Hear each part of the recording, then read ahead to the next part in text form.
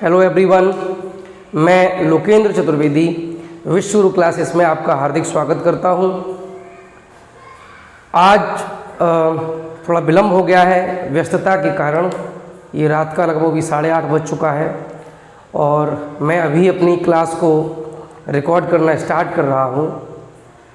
तो चूँकि न्यूमेरिकल के लिए थोड़ी लंबी क्लास हो जाती है, तो इसीलिए मैंने सोचा कि आज एक थ्योरी की क्लास रखते हैं। क्लास 9th में जो फिजिक्स के सेगमेंट में जो लास्ट चैप्टर है वो है आपका ध्वनि, साउंड, ध्वनि से संबंधित आपका लास्ट चैप्टर है। तो आज इसका हम छोटा छोटा जो है आर्टिकल लेके आए हैं। ध्वनि क्या है, ध्वनि का उत्पादन कैसे होता है, ध्वनि का संचरण कब होता है, कैसे होता है, और अलग अलग माध्यमों में ध्वनि किस प्रकार संचरित होती है। तो आज की क्लास को स्टार्ट करते हैं। सबसे पहले हम लोग बात कर लेते हैं ध्वनि की। तो देखिए, हम सब लोग जानते हैं कि जो ध्वनि होती है उसका अनुभव हमें हमारे कानों के द्वारा होता है। कानों में जो इंद्रिय है, हमारी कान की जो इंद्रिय है, जो कान का पर्दा है, वो उन ध्वनियों को अनुभव कर पाता है। तो ध्वनि निश्चित रूप से कोई अनुभूति होगी, सेंसेशन होगी, तभी तो मेरे कानों को अनुभव होता है। जैसे अगर हम बात करें आँखों के बारे में, तो लाइट क्या है, प्रकाश क्या है। तो प्रकाश भी एक सेंसेशन है जिसका अनुभव कौन करता है, हमारी आँख करती है। यदि हमारी आँख में कोई कमी आ जाएगी, मेरी रेटिना में कोई कमी आ जाएगी, तो फिर उसका जो सेंसेशन जो उसका है उसको हम एक्सपीरियंस नहीं कर पाएंगे। जो अनुभूति हमें दिख रही है ना, वो हम अनुभव नहीं कर पाएंगे। प्रकाश के कारण जो हमें वस्तुएं दिखनी शुरू हो जाती हैं वो हम देख नहीं पाएंगे। तो अनुभूति क्या है, प्रकाश की अनुभूति क्या है, वस्तुओं का दिखना। और वो हमें अनुभव कौन कराता है, हमारी आँखें। यदि आँखें खराब हो गई हैं तो हम अनुभव नहीं कर पाएंगे।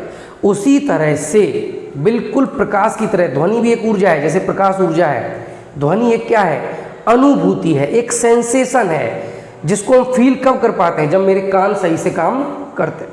तो मेरे जो कान होते हैं वो उस अनुभूति का अनुभव कराते हैं। तो ध्वनि क्या है, अगर आपसे कोई पूछे तो हम क्या लिखेंगे, हम लिखेंगे कि ध्वनि एक प्रकार की एक क्या है, अनुभूति है, एक सेंसेशन है। सेंसेशन नहीं बोलते हम लोग अक्सर, सेंसेशन। तो सेंसेशन मतलब होता है जो चीज़ हमें फील हो। तो ध्वनि एक अनुभूति है जिसका अनुभव कौन करता है, जिसका अनुभव हमें किसके द्वारा होता है, अपने कानों के द्वारा होता है। तो ध्वनि क्या है, तो ध्वनि एक अनुभूति है, एक सेंसेशन है जिसका अनुभव हमारे कानों के द्वारा हमें होता है। देखिए, जिस तरह से आपकी वैद्युत ऊर्जा है, प्रकाश ऊर्जा है और अन्य ऊर्जा है, ऊष्मीय ऊर्जा है, उसी तरह से जो ध्वनि है वो क्या है, एक ऊर्जा है। ध्वनि में भी कार्य करने की क्षमता होती है, ठीक है। तभी तो जो बहुत तेज ध्वनियाँ होती हैं वो क्या करती हैं, जैसे कभी कभी क्या होता है, रॉकेट की बहुत तेज आवाज़ आती है, कभी कभी जैसे बिजली की बहुत तेज आवाज़ आती है, तो क्या होता है, हमारे घरों की जो खिड़कियाँ होती हैं वो कंपित हो जाती हैं। कभी कभी कांच जो होते हैं वो चटक जाते हैं। तो क्यों, ये ऊर्जा कहाँ से आई, किसने कांच को चटकाया, किसने खिड़की को कंपन कराया, ध्वनि ने। तो निश्चित रूप से ध्वनि क्या है, एक ऊर्जा है। तो ध्वनि क्या है, सिंपल, ध्वनि एक प्रकार की ऊर्जा है। किसकी तरह, प्रकाश की तरह, वैद्युत की तरह, ऊष्मा की तरह ध्वनि एक ऊर्जा है क्या ध्वनि, ध्वनि एक अनुभूति है जिसका अनुभव हमारे कानों के द्वारा होता है, और ध्वनि भी एक ऊर्जा होती है। तो ये तो हो गया ध्वनि क्या है। अब बात आती है ध्वनि का उत्पादन कब होता है, ध्वनि उत्पन्न कब होती है। तो आप ये बहुत अच्छे से समझ लीजिए कि ध्वनि का उत्पादन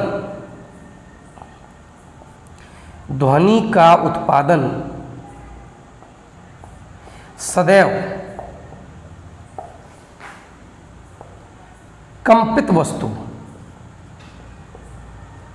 कंपित वस्तु या केवल कंपन के कारण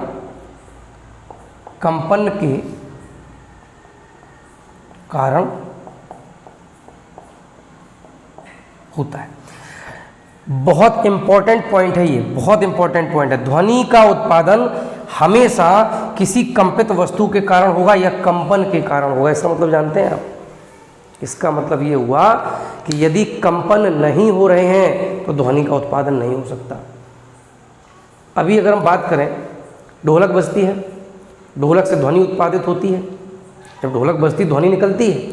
आप देखिए ढोलक में हम करते क्या है, ढोलक को जब बजाते हैं या उसमें हाथ मारे जाते हैं तो साइड में जो भी उसके कवर होते हैं वो क्या करते हैं, कंपन करते हैं, वाइब्रेशन करते हैं, और उन्हीं वाइब्रेशन से क्या निकलती है, साउंड, ध्वनि निकलती है। अभी आप बात कर लीजिए, हारमोनियम की बात कर लेते हैं।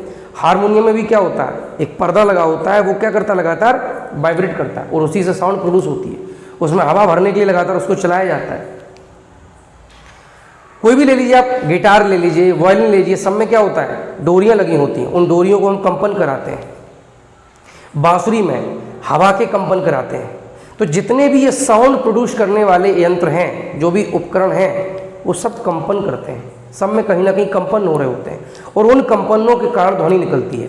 हम लोग मंदिर जाते हैं, मंदिर में घंटा बजाते हैं, तो जैसे घंटा बजाते हैं टन की आवाज़ आती है। आपने कभी महसूस किया है, जब आवाज़ आती है तो एकदम वो गूंजती से टन, ये जो झंझन झंझन झन, ये क्या है, ये कंपनों की ध्वनि है। घंटे में जब ऐसे उसका जो घंटा होता है, जब मारते हैं ऐसे करके, उसमें घंटी जब बजाते हैं तभी तो आवाज़ आती है। जब तक आप बजाओगे नहीं तब तक आवाज़ नहीं आएगी। आखिरकार हुआ क्या है भैया, बजाने पे क्या हुआ, जैसे ही आपने उसको ऐसे किया, बजाया, टक्कर के कारण क्या होता है, जो आसपास घंटा का घेरा होता है उसमें कंपन होते हैं। आप कंपन को महसूस करना चाहते हैं, उस पर हाथ रख देना, आपको कंपन महसूस हो जाएंगे। या जब आप हाथ रखे होंगे और फिर बजाना, तो आप देखेंगे उसमें ध्वनि का उत्पादन नहीं होगा, क्योंकि आपके हाथ ने क्या कर दिया, उसको कंपित नहीं होने दिया, कंपन उसमें आपने होने ही नहीं दिए। जब कंपन नहीं होंगे तो ध्वनि का भी उत्पादन नहीं होगा, ठीक है ना। अगर घंटा फ्री होगा तो वो ज़्यादा कंपन करेगा और ज़्यादा ध्वनि भी उत्पादन करेगा। तो इसका मतलब क्या हुआ कि कोई भी वस्तु कंपन करती है तो वो ध्वनि करेगी। सिंपल है, जैसे मोबाइल होता है, वाइब्रेशन होते हैं, उसको मेज पर रख दो, कितनी तेज आवाज़ आती है, वहाँ से भी आवाज़ आती है। अगर हम हाथ को ऐसे ऐसे करने लगें तो भी आवाज़ आएगी। आती है क्या? अगर हम हाथ को ऐसे ऐसे हवा में हिलाते हैं तो क्या आवाज़ आती है? क्या किसी को आवाज़ सुनाई देती है? उत्तर है नहीं। कारण क्या, ये कंपन नहीं है, ये कंपन नहीं है, ये भी कंपन है। फिर दिक्कत क्या है? दिक्कत है आवृत्ति। आवृत्ति माने होता है एक सेकंड में होने वाले कंपनों की संख्या। देखिए हमारे जो कान होते हैं ना, उनकी लिमिटेशंस हैं, उनकी कुछ क्षमताएं हैं, सीमाएं हैं। वो एक निश्चित आवृत्ति से ज़्यादा आवृत्ति को नहीं सुन सकते, उसका अनुभव नहीं कर सकते। एक निश्चित आवृत्ति से कम आवृत्ति की तरंगों का भी अनुभव नहीं कर सकते। ये हमारे कानों की क्षमता है। 5 वर्ष से कम के जो बालक होते हैं, उनकी क्षमता वयस्क की तुलना में कहीं ज़्यादा होती है। ये मैं आपको बता दूं, एक तथ्य है कि जैसे जैसे मनुष्य वयस्क होता है, उसकी उम्र बढ़ती जाती है, वैसे वैसे उसके जो कानों की क्षमता होती है वो उच्च आवृत्तियों के लिए कम होती चली जाती है। उच्च आवृत्तियों को वो उतना महसूस नहीं कर पाता है जितना एक 5 वर्ष या उससे छोटा बालक कर लेता है, या कुछ जानवर कर लेते हैं। जैसे जैसे आपका विशेष रूप से कुत्ता, जो कुत्ता होता है उसकी जो कहीं ना कहीं क्षमता होती है तरंगों को अनुभव करने की, वो एक मनुष्य की तुलना में बहुत अच्छी होती है। ठीक है, अभी बात करते हैं इस पर हम। तो कुल मिलाकर के मेरा मतलब ये है कि ध्वनि का उत्पादन हमेशा कंपन के कारण होता है। जब कोई वस्तु कंपन करती है या हवा में कंपन होते हैं, कुल मिला के कंपन होते हैं, तो ही ध्वनि का उत्पादन होता है। तो हमने बात करी कि हाथ ऐसे ऐसे कर रहे हैं तभी तो ध्वनि आनी चाहिए, लेकिन नहीं आ रही है। अभी भी क्या हो रहा है, 1 सेकंड में कुछ तो कंपन हो रहे होंगे। हमने कहा 1, तब तक मान लीजिए हमने 2-3 बार हिला दिया हाथ को ऐसे ऐसे करके। तो इसका मतलब क्या हुआ कि हमारे हाथ के कंपन की जो आवृत्ति है वो कम से कम 3 कंपन प्रति सेकंड है, यानी 3 हर्ट्ज है। कंपन प्रति सेकंड जो होता है उसी को हम क्या कहते हैं, हर्ट्ज कहते हैं। ठीक है ना, ध्यान दीजिए, यहाँ पे मैं एक परिभाषा लिख देता हूँ। आवृत्ति किसे कहते हैं? इसे हम अंग्रेजी में कहते हैं फ्रीक्वेंसी। फ्रीक्वेंसी, तो फ्रीक्वेंसी किसे कहते हैं? प्रति सेकंड होने वाले कंपनों की संख्या। यानी कि 1 सेकंड में 1 सेकंड में कंपनों की संख्या। कोई भी वस्तु जो कंपन कर रही है ना, वो 1 सेकंड में जितने कंपन करती है वो कहलाती है उसकी आवृत्ति। तो आवृत्ति का मात्रक क्या हो जाएगा? अगर हम बात करें मात्रक की, तो मात्रक क्या होगा? इसको हम कहेंगे कंपन प्रति सेकंड, या तो हम ये कह देंगे। और इसी को हम कहते हैं हर्ट्ज। क्या कहते हैं? हर्ट्ज। HZ से इसे हम प्रदर्शित करते हैं, हर्ट्ज। तो आवृत्ति का मात्रक हर्ट्ज होता है। तो मान लीजिए हमने क्या किया, हाथ को ऐसे ऐसे करके हमने कंपन कराए 1 सेकंड, मान लीजिए 3 बार कराए, 4 बार कराए, तो इसका मात्रक हो गया 4 कंपन प्रति सेकंड या 4 हर्ट्ज। ये बहुत कम आवृत्ति है। इतनी कम आवृत्ति को हमारे कान अनुभव नहीं कर सकते, ठीक है ना। चलिए तो बात करते हैं कि हमारे कान आखिरकार कितनी आवृत्ति का अनुभव कर सकते हैं। तो इसके आधार पर जो ध्वनि की तरंगें बनती हैं उनको हम 3 हिस्सों में बांटते हैं। यहाँ पे बहुत ध्यान से आप लोग समझ लीजिए। ध्वनि की जो तरंगें होती हैं उनको हम आवृत्ति के आधार पर 3 हिस्सों में बांट देते हैं। कौन कौन? पहला हिस्सा आपका होता है अपश्रव्य तरंगें, अपश्रव्य तरंगें। दूसरा हिस्सा होता है आपका पराश्रव्य तरंगें, और बीच में एक होता है तीसरा श्रव्य तरंगें, ऑडिबल। ये ऑडिबल है, इनको हम सुन सकते हैं। बकाया ये दोनों मेरे लिए इनऑडिबल हैं, इनको हम सुन नहीं सकते, मतलब इनका अनुभव हमारे कानों द्वारा नहीं हो सकता। कारण क्या है? हमने कहा ना कि हमारे कानों की एक क्षमता है, एक सीमा है। एक निश्चित आवृत्ति से कम आवृत्ति की तरंगों को ये नहीं महसूस कर पाते हैं, एक निश्चित आवृत्ति से ज़्यादा आवृत्ति की तरंगों को ये महसूस नहीं कर पाते हैं। तो आखिरकार किसको कर पाते हैं? तो जिसे कर पाते हैं उन्हीं को हम कहेंगे ऑडिबल, श्रव्य। तो कौन सी हैं ये? ध्यान दीजिए, 20 हर्ट्ज से लेकर के 20,000 हर्ट्ज तक। 20 किलो हर्ट्ज मतलब 20,000 हर्ट्ज। यहाँ पे ध्यान दीजिए, 20 किलो हर्ट्ज मतलब 20,000 लिख देता हूँ। चलिए, 20 हर्ट्ज से लेकर के 20,000 हर्ट्ज तक की जो ध्वनि तरंगें होती हैं उनको हम सुन सकते हैं। इन्हें हम कहते हैं श्रव्य तरंगें, ठीक है। हर्ट्ज मतलब कंपन प्रति सेकंड, यानी अगर 1 सेकंड में 20 कंपन हो रहे हैं या उससे ज़्यादा हो रहे हैं तो उन ध्वनि तरंगों को हमारा कान अनुभव कर सकता है। और ये कंपन कहाँ तक हो रहे हैं? 20,000 कंपन प्रति सेकंड तक अधिकतम, यहाँ तक हमारा कान सुन सकता है। इसके बीच में कोई भी आवृत्ति होगी तरंगों की तो हमारा कान सुन सकता है। 20 हर्ट्ज से कम होगी नहीं सुन पाएगा, उन्हें हम कहते हैं अपश्रव्य तरंगें। 20,000 हर्ट्ज से ज़्यादा होगी उसे भी नहीं सुन पाएगा, उसे कहेंगे पराश्रव्य तरंगें। ध्यान दीजिएगा, अपश्रव्य तरंगें होंगी कौन सी? Less than 20 hertz. जब 20 कंपन प्रति सेकंड से भी कम आवृत्ति होगी तो वो अपश्रव्य तरंगें होंगी, और पराश्रव्य कम होंगी ग्रेटर देन 20,000 हर्ट्ज। अगर 20,000 हर्ट्ज से ज़्यादा आवृत्ति होगी तो भी उन तरंगों को हमारा कान अनुभव नहीं कर पाएगा, उन्हें हम कहते हैं पराश्रव्य तरंगें। हालांकि कुछ विशेष हैं ऐसे जंतु जानवर हैं जो इन पराश्रव्य या अपश्रव्य तरंगों को भी महसूस कर पाते हैं। जैसे कुत्ता जो होता है ना, वो भूकंप की तरंगों को महसूस कर लेता है। भूकंप की तरंगों की जो आवृत्ति होती है वो बड़ा कम होती है, 20 हर्ट्ज से भी कम होती है, तो हम तो महसूस नहीं कर पाते, लेकिन कुत्ता कर लेता है। ऐसे जो 5 वर्ष से छोटे बालक होते हैं या जो छोटे बालक होते हैं वो 20,000 हर्ट्ज से ऊपर की आवृत्ति को भी सुन लेते हैं, यानी ये कम तक कितना? 25,000 हर्ट्ज। ये 20 किलो हर्ट्ज है, वो 25 किलो हर्ट्ज तक, यानी जो छोटे बालक होते हैं वो 25,000 हर्ट्ज तक की ध्वनियों को सुन सकते हैं, महसूस कर सकते हैं। लेकिन जैसे जैसे उसकी उम्र बढ़ेगी, वयस्क होता जाएगा, वैसे वैसे ये उच्च आवृत्ति है वो कम होती जाएगी। फिर एक वयस्क मनुष्य के लिए ये कितनी है? 20,000 कंपन प्रति सेकंड। तो अभी मैंने बात करी थी हाथ की, कि हमने हाथ को ऐसे वाइब्रेट कराया था, तो क्या इसकी कोई हम ध्वनि सुन पा रहे हैं? तो इसका कारण यही है कि इसके जो कंपन है उनकी आवृत्ति 20 हर्ट्ज से भी कम है, इसलिए इसको हम नहीं सुन पा रहे। ध्वनि में आपको एक चीज़ और इस चैप्टर में पढ़ने को मिलेगी, वो है स्वरित्र द्विभुज। स्वरित्र द्विभुज, ये स्वरित्र द्विभुज क्या होता है बहुत अच्छे समझ लीजिएगा। जैसे साइकिल का ब्रेक आता है ना, इस तरीके से यू के आकार की, इसमें क्या लगी होती हैं? पत्तियां लगी होती हैं, 2 नीचे का हैंडल लगा होता है, इसे पकड़ते हैं, इसे कहते हैं हत्ता।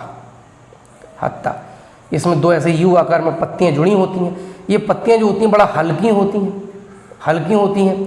और क्या करते हैं अगर हम कि स्वरित, इसे कहते हैं स्वरित द्विभुज। द्वि माने दो, यानी डबल, तो इसमें दो भुजाएं होती हैं, इसलिए इसे हम द्विभुज कहते हैं। स्वरित्र माने ये क्या करता है, कंपन करता है, और कंपन से ध्वनि को उत्पन्न करता है। कैसे कंपन करता है, एक रबर का पैड आता है इस तरीके से, एक रबर का ये पैड होता है, वो हम क्या करते हैं, इसके हत्थे को पकड़ करके इसका ये जो एक हिस्सा होता है, एक भुजा होती है, ऐसे इस पर हम रबर के पैड पे मार देते हैं, और मारने के बाद क्या होता है, ये कंपन करना शुरू कर देता है। दोनों भुजाओं में कंपन होते हैं बहुत तेजी से। उन कंपनों की एक निश्चित आवृत्ति होती है जो उसकी भुजा पर अंकित होती है। जैसे मान लो इस पर लिखा है 512 हर्ट्ज। इसका मतलब ये हुआ कि जब इस स्वरित्र को हम रबर पैड पे ऐसे मार देंगे और उसके बाद इसको हाथों में पकड़ेंगे, तो इसकी जो दोनों भुजाएं होंगी वो एक सेकंड में कितने कंपन कर रही होंगी, 512 कंपन कर रही होंगी। तो ये जो चीज़ कहलाती ना, वो कहलाती स्वरित्र द्विभुज। इसका आपको कई बार पढ़ने को मिलेगा। ठीक है, तो हम लोगों ने समझ लिया ध्वनि क्या है और ध्वनि का उत्पादन कैसे होता है। अब बात करते हैं ध्वनि का संचरण क्या है। अब देखिए, हो क्या रहा है कि कोई वस्तु कंपन कर रही है। जब कंपन कर रही है तो उससे ध्वनि का उत्पादन हो रहा होगा। अब मान लीजिए घंटा, आपसे मंदिर में घंटा टंगा हुआ है, वो आपसे मान लीजिए 50 मीटर दूरी पर घंटा टंगा हुआ है, और एक जाता है श्रद्धालु कोई, और वो क्या करता है, उस घंटे को बजा देता है। तो आखिरकार क्या हुआ, उस घंटे में कंपन हुए हैं, और उन कंपनों के कारण ध्वनि तरंगें उत्पादित हुई, यानी ध्वनि उत्पादन हुआ। लेकिन वो तरंगें आप तक कैसे आएंगी, उस भाई घंटे से उत्पादन हुआ, और घंटे से लेकर के हम तक भी तो तरंगों को आना है, तभी तो मेरे कानों को अनुभव होगा। तो ध्वनि का संचरण माने क्या है, ध्वनि तरंगों का एक स्थान से दूसरे स्थान पर जाना। संचरण माने जाना, एक स्थान से दूसरे स्थान पर जाना क्या कहलाएगा, ध्वनि का संचरण। तो ध्वनि संचरण मतलब यहाँ मैं लिखे देता हूँ। ध्वनि संचरण का मतलब क्या होगा, ध्वनि संचरण, ध्वनि संचरण से मतलब होता है ध्वनि का एक स्थान से, ध्वनि का एक स्थान से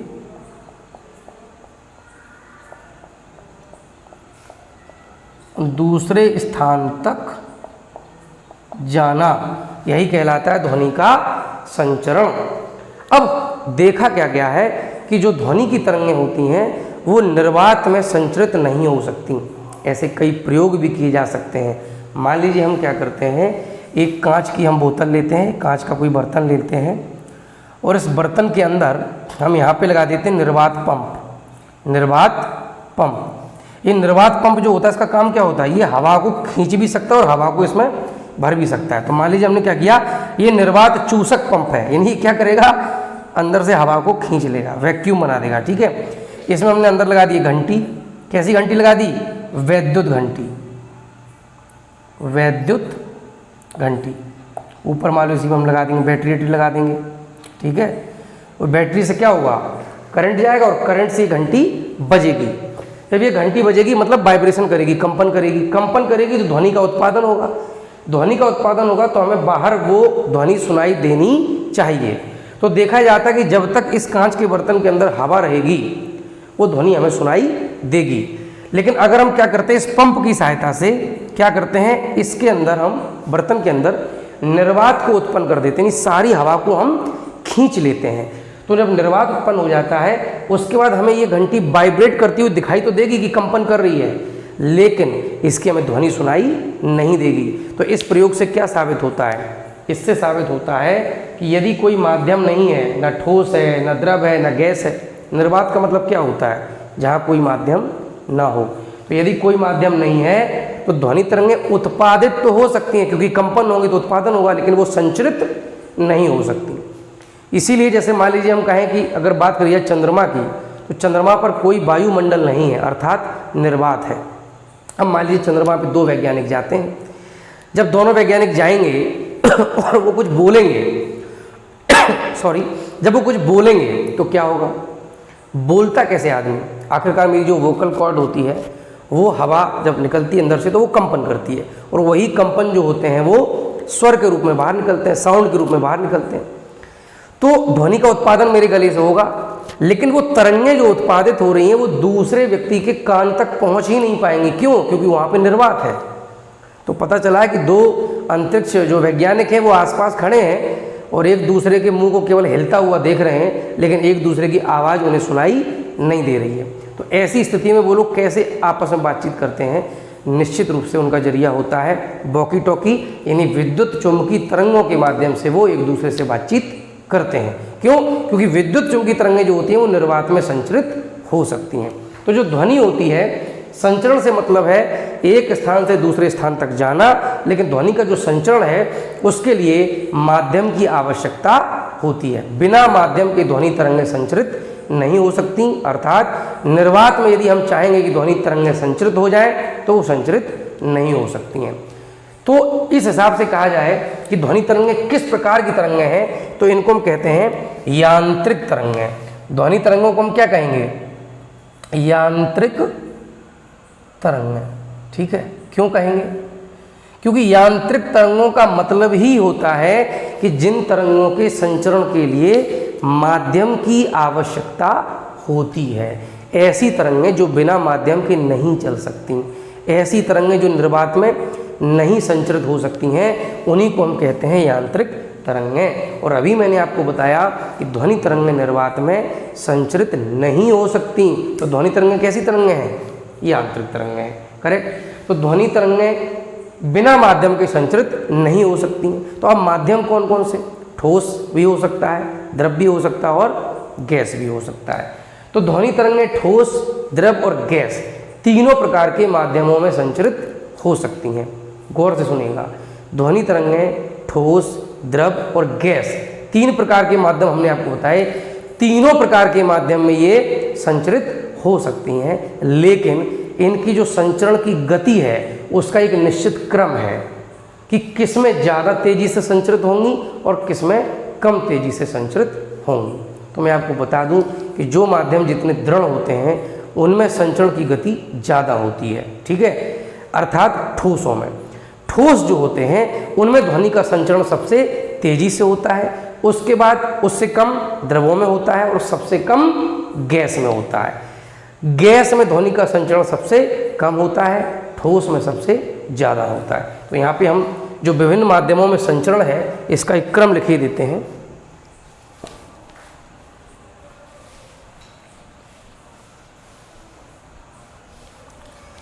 क्रम होगा, ठोसों में जो संचरण होगा वो सबसे ज़्यादा होगा, उससे कम द्रवों में होगा और सबसे कम गैसों में होगा। संचरण तीनों में हो जाएगा, लेकिन सबसे कम गैस में और सबसे ज़्यादा ठोस में। और यही कारण है कि अगर हमें मान लीजिए पता करना है कि ट्रेन आ रही है या नहीं आ रही है, मान लीजिए मैं खड़ा हूँ कहीं पटरी के किनारे पर और मुझे सुनाई नहीं दे रहा है कि ट्रेन आ रही है या नहीं आ रही, अर्थात जो ट्रेन की जो साउंड है, जो ध्वनि है, उसकी गति करने की, वो मेरे तक नहीं आ रही है। अब वो ध्वनि आएगी किस माध्यम से? निश्चित रूप से गैसी माध्यम से, यानी हवा के माध्यम से वो ध्वनि हम तक नहीं आ रही है। ना ही मुझे ट्रेन दिखाई दे रही है, तो न तो उसकी हमें ध्वनि आ रही है मेरे तक और ना ही वो मुझे दिखाई दे रही है। तो अगर हमें पता करना है कि ट्रेन आ रही है या नहीं आ रही है, तो हम क्या कर सकते हैं? अपना कान ऐसे करके, लेकिन पहले ध्यान से देख लेना कि ट्रेन नहीं आ रही दूर दूर तक, तभी कान रख करके पटरी पर देखना है। पता चला कि ट्रेन आ रही है और हमने कान रख दिया, गड़बड़ हो जाएगा। चलिए, तो हम क्या करेंगे? जो पटरी है, ट्रेन की जो पटरी है, ये सॉलिड है, ठोस है। ये कैसी है? सॉलिड है। अब हमने क्या किया? इस पटरी के ऊपर अपना कान हमने ऐसे रखा। क्यों? आखिरकार हमें इससे क्यों पता चल जाएगा? क्योंकि ये जो है ना वो ठोस है और ठोसों में संचरण सबसे तेज होता है। हो सकता है गैस यानी हवा के माध्यम से उसकी आवाज़ मेरे तक नहीं आ रही हो ट्रेन की, लेकिन यदि ट्रेन उस पटरी पर आ रही है थोड़ी दूरी पर, तो उसका जो पटरी होगा वो ठोस होगा और उसमें उसकी ध्वनि की आवाज़ आ रही होगी। तो हम कान रख करके ये पता कर पाएंगे कि इस पटरी पर आगे ट्रेन आ रही है या नहीं आ रही है। तो जो हवा है उसके माध्यम से आने वाली ध्वनि हमें सुनाई नहीं दे रही है, लेकिन जो पटरी है उसकी ध्वनि हमें सुनाई दे जाएगी। तो इस तरह से ठोसों में सबसे ज़्यादा संचरण होता है, उसके बाद द्रवों में होता है। और यही कारण है कि अगर कोई गोताखोर है, मान लीजिए वो पानी में नीचे है और ऊपर से कोई व्यक्ति उसके लिए चिल्लाता है, तो उसको सुनाई दे जाता है। क्यों? क्योंकि वो पानी में है, और पानी क्या है, द्रव है। द्रवों में जो संचरण होता है वो गैसों से ज़्यादा होता है। यानी आप समझ लीजिए कि एक व्यक्ति दूर आपसे खड़ा है, मान लीजिए एक व्यक्ति आपसे 2 मीटर दूर खड़ा है और आप उससे अपनी बात कह रहे हैं, तो आपकी जो तरंगें उस तक पहुंच रही ना, उससे जल्दी वो तरंगें कब पहुंच जाएंगी, अगर आपके और उसके बीच में द्रव का माध्यम होगा। मेरी बात को आप समझिएगा कि दो व्यक्ति एक दूसरे से 2 मीटर खड़े होकर बात कर रहे हैं, तो जो दूसरे व्यक्ति को मेरी ध्वनि सुनाई दे रही है, उससे ज़्यादा ध्वनि उस दूसरे व्यक्ति को कब सुनाई देगी, जब वो 2 मीटर गहराई में कहाँ होगा, पानी के अंदर होगा। क्यों? क्योंकि जब दो लोग हम आमने सामने खड़े हैं तो हमारे बीच में माध्यम क्या है, वायु यानी गैस है। जब वो पानी के अंदर है दूसरा व्यक्ति, तो हमारे उसके बीच में माध्यम क्या है, द्रव है यानी पानी है, और द्रवों में संचरण ज़्यादा होता है, तो पानी में जब उसे आवाज़ लगाएंगे तो उसे ज़्यादा जल्दी सुनाई देगा अपेक्षाकृत आमने सामने के। हाँ जी, तो इस तरह से ये ध्वनि का ये संचरण हो गया। ठोसों में सबसे ज़्यादा, द्रवों में उससे कम, और गैसों में सबसे कम होता है। तो आज क्लास को बहुत शॉर्ट रखेंगे, टाइम बहुत ज़्यादा हो गया, इसके लिए मैं माफ़ी चाहूँगा। आज ज़्यादा लंबी क्लास रिकॉर्ड नहीं कर सकता। पढ़ते रहिए, समझते रहिए, ज्ञानार्जन करते रहिए और चैनल को सपोर्ट करिए। डाउट हो कमेंट सेक्शन में लिखिए, अच्छा लगे तारीफ कीजिए। आज के लिए इतना ही।